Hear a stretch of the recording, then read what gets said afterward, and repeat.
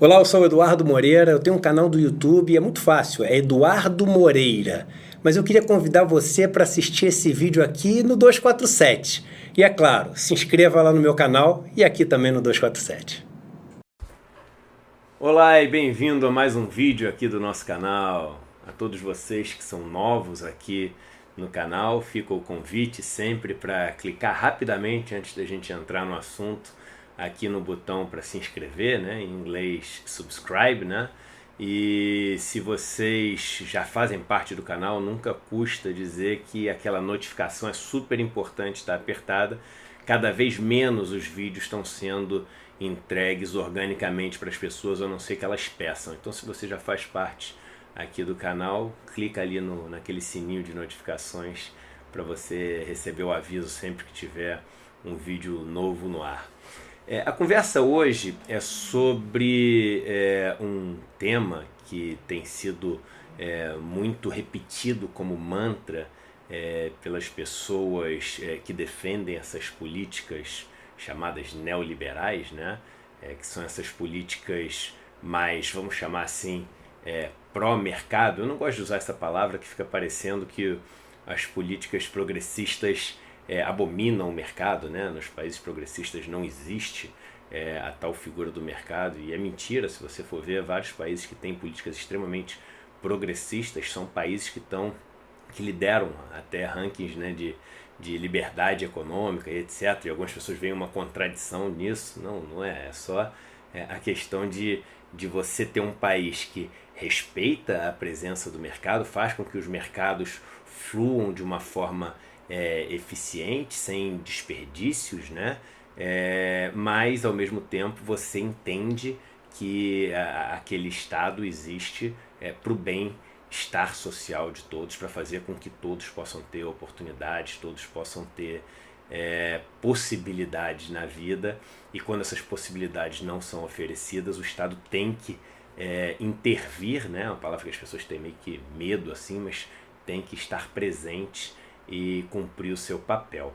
Mas é exatamente essa cabeça, né, que imagina que o mercado tem que ser absolutamente livre, etc., que costuma repetir quase como um mantra, como eu disse, que a gente deveria buscar nossos governantes, né, entre os grandes gestores de empresas, né, que um governante, seja ele um presidente, um governador, um prefeito, ele é como um CEO de uma grande empresa, e que o país, ou que o estado, ou que o município deve ser gerido como uma empresa.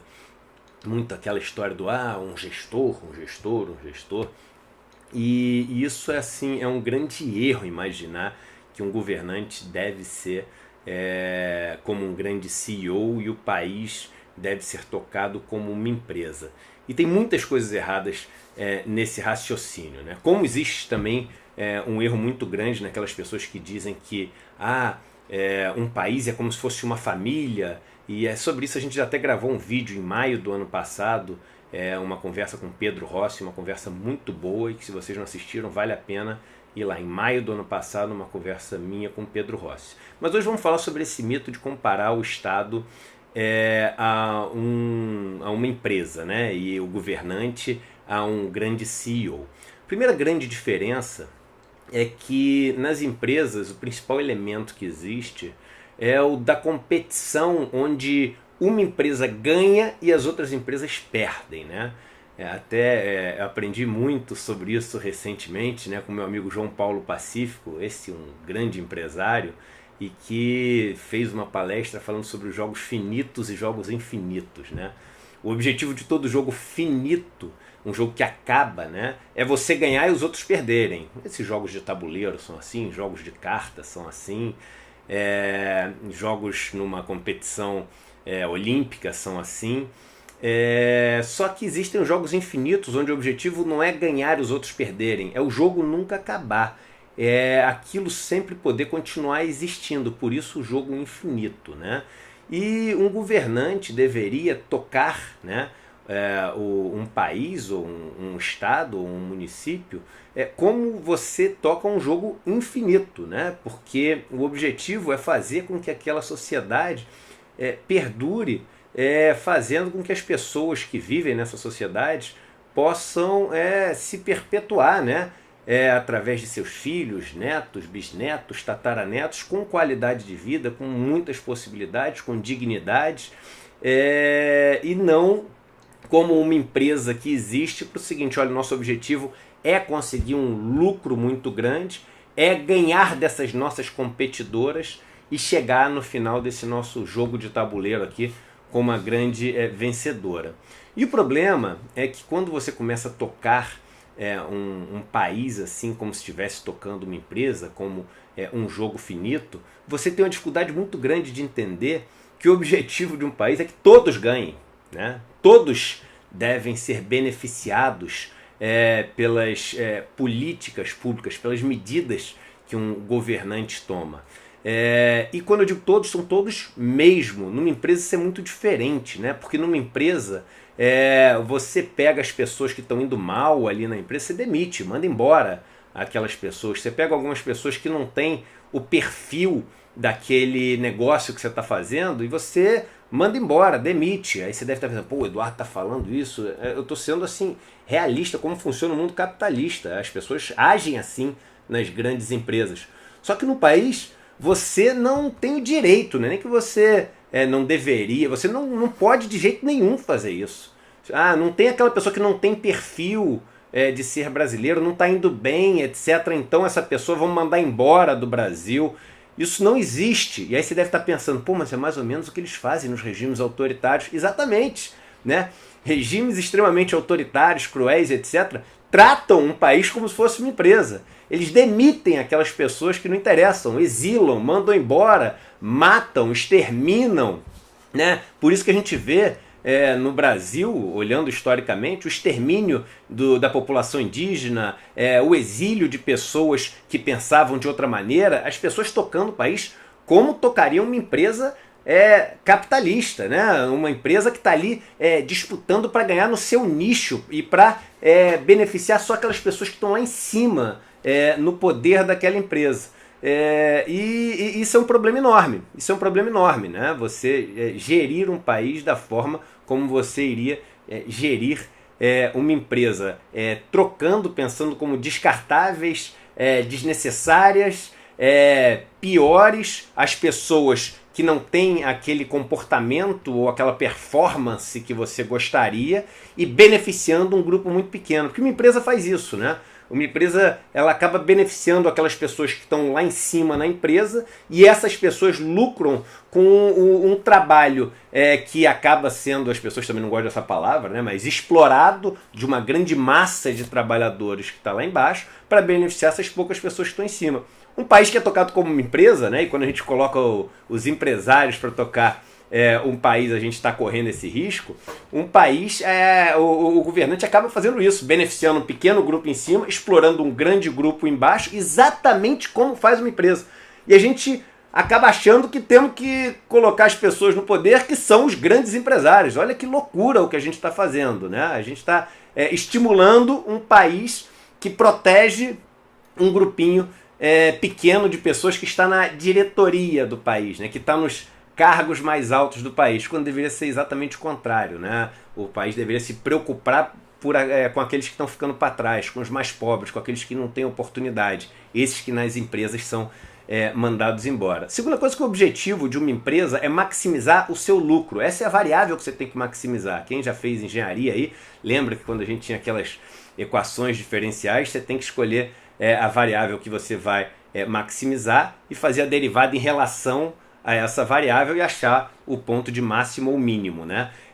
Que acontece? Quando você tem um país, a variável que você tenta maximizar não é o lucro, né? É o bem-estar das pessoas que moram nesse país. E esse é outro erro enorme que esses neoliberais, né, eles acabam cometendo. Existe até uma passagem interessante do Milton Friedman, né, um dos grandes deuses aí, né, desse pessoal que abraça o neoliberalismo. E ele visitando um daqueles países asiáticos que cresciam pra caramba na década de 80 e 90, ele visita um canteiro de obra desse país que crescia muito e tinha um monte de gente cavando com uma pá ali, ajudando na obra. E aí ele chega e fala assim, poxa, por que vocês estão cavando com pás? Por que vocês não usam tratores? E aí o governante desse país fala assim, para a gente poder dar emprego para as pessoas. Aí ele fala assim, pô, então por que você não usa colher em vez de pá? Vai dar emprego para muito mais. Aí começa ali meio que tirar uma onda ali com o cara, e os neoliberais usam muito essa história como uma história engraçada, não sei o que mostra a estupidez que aquele país asiático estava fazendo. Só que eles não conseguem entender que a função de um Estado é redistribuir riqueza e deixar um legado. É só isso, né? Um Estado não lucra, um Estado não gasta, o dinheiro não aparece. Primeiro que o Estado as pessoas personificam, acham que o Estado é uma pessoa, não sei o que está ficando mais rico, mais pobre. Não, o Estado é o seguinte, ele escolhe as pessoas de quem ele vai tirar o dinheiro, escolhe as pessoas para quem ele vai dar esse dinheiro, e nesse processo ele deixa um legado. Então, por exemplo, ele pode tirar R$1 bilhão das pessoas através de impostos, né? E pegar esse R$1 bilhão, distribuir para 1 milhão de pessoas, R$1.000 para cada uma dessas 1 milhão de pessoas, e dar para essas pessoas. Vai ter algum resultado econômico, elas vão gastar dinheiro, vai dar alguma ativada na economia, como se fosse uma Bolsa Família. Mas ele pode chegar e fazer o seguinte, olha, eu vou escolher 1 milhão de pessoas e vou contratar para construir escolas, e vou pagar R$1.000 para cada uma.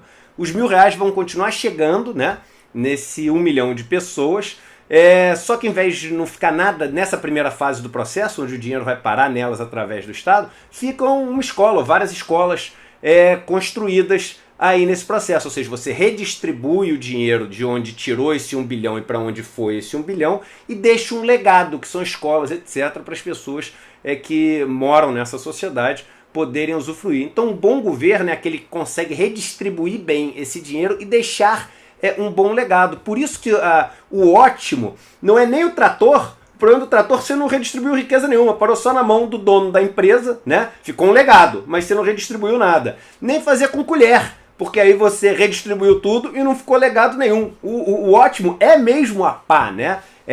O que você regula ali é o tamanho da pá, né? Qual a tecnologia da pá que você vai colocar, mas é um negócio que o Estado tem que ser usado dessa maneira, porque senão, se ele é usado como uma empresa para maximizar o lucro, as outras variáveis, por definição, não vão ser maximizadas, né?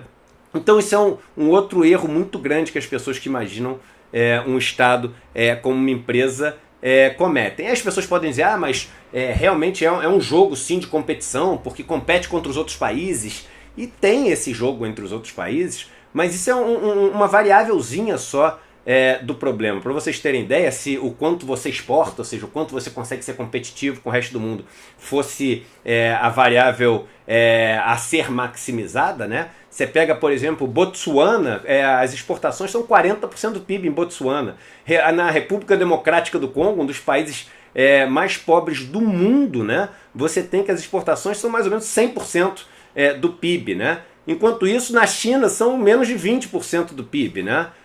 Na Inglaterra também um pouco mais de 20%, 25% do PIB. No Brasil são em torno de 15% do PIB. Ou seja, essa é uma das variáveis da história. Claro que é importante você ser competitivo com os outros países, mas não é isso que é a função do governo, não é ganhar dos outros países. Tanto é que no limite, e aí novamente explicando, né, para quem fez engenharia, no limite assim, não é que você vai fazer isso, é só para estudar o seu caso, então você leva para um limite, ou seja, no limite você pode viver só ali dentro do seu país, ou seja, comprar, as pessoas compram e vendem as coisas que são produzidas ali naquele país e não depender do resto do mundo. Novamente, no limite, isso é só um exercício teórico, hipotético, é claro que no mundo como o que a gente vive é muito mais eficiente você ter esse comércio internacional e até fazer ele da melhor maneira possível. Mas o objetivo, novamente, é maximizar a qualidade de vida das pessoas, né? E aí, para finalizar, eu gosto muito da sabedoria popular.